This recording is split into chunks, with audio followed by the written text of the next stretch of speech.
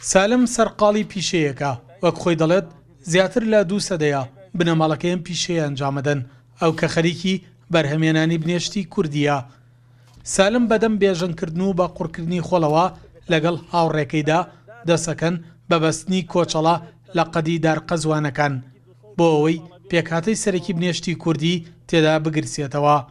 دوای نزیکەی 25 ڕۆژ ئەم بەرهەمە لە شاخە سەختەکان ئامادەیە بۆ کۆکردنەوە.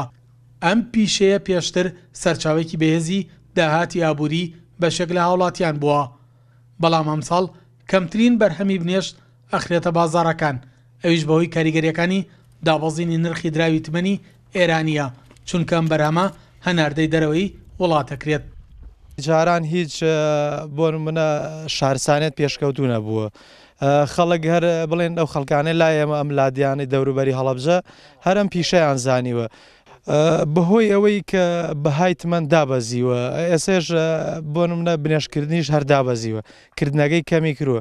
بۆ منە جاران 50 زاری کردووە، ینی 16 زاری کردووە، 40 زاری کردووە. ئێستا کیلۆی بنێشت بە 12,000 بە 11,000. ینی تۆ ئەچیت بۆ نمونە 3 تەنەکەەوە بێت 4 تەنەکەەوە بێ.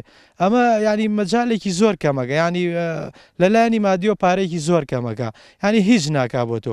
لە جیاتیەوە توانی ئیشی کابرا ئیشێکی ترەکە شتێکی ترەکە ئەوە بۆ ئەو باشتر، ینی بەهۆی نرخەکەیەوە زۆر کەمی کردو. فایق عەلی هاوڕێی سالم کە زیاتر لە 17 ساڵە کار لە بەرهەمێنانی بنێشتی کوردی دەکات، ئەو ئەڵێت لە هەرێمی کوردستان لە زنجیرە شاخەکانی پێنجوێن، بناری قەندیل تا بادینان، قەرەداغ، شاخی شنروێ و شاخەکانی هەڵەبجا ساڵانە نزیکەی 500,000 کیلۆ بنێشتی کوردی زیاتر ئەتوانرێت بەرهەم بهێنرێت. ئەمەش لە ڕووی ئابووریەوە گەورەترین داهاتە ئەگەر حکوومەت هاوکار بێ لە بەرهەمێنانی. کۆی هەمووی بنێش لە هەرێمی کوردستانە بکرێت نزیکەی 500 تەن بنێشمان هەبێ بەلایەنی کەمیەوە.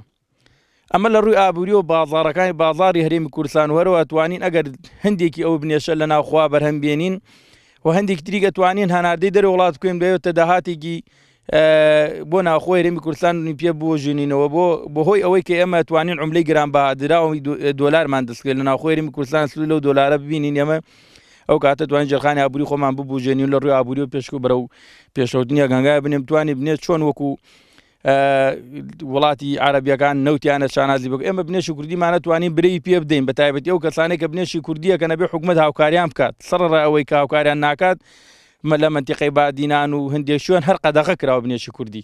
ئێمە ئەگەر بین لە ڕووی ئابووری وەرەگیر ببین 500 تەن بنێشی کوردیمان هەبێت، ئەو 500 تەنە هەناردەی دەرەوە وڵات بکرێت هەر کیلۆیەکی 10 دۆلار بڕێکی زۆر دۆلاریەتە ناو هەرێمی کوردستانەوە بێتەوەی بوژانەوەی جەرخانی کشوکاڵی هەرێمی کوردستان. سالم دوای کۆکردنەوەی بەرهەمی بنێشت لە دارقەزوانەکان ئەیباتە ماڵەوە لەسەر ئاگر دوای پاڵاوتن و کوڵاندن بەرهەمێکی پاکی خۆماڵی دروستەکات و ئەی خاتە بازاڕەوە.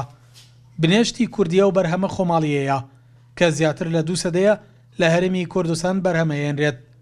ئەگەر کارگەیەک بۆ بەرهەمێنانی بنێشتی کوردی یاخود ساختکردنەوە بە بازارکردنی دانەنرێت بە دوور نازانرێت، ئەم بەرهەمێنانەش بەرەو کۆتایی بچێت. سەڵاح جەمیل، کورسات نیوز، هەڵەبجە.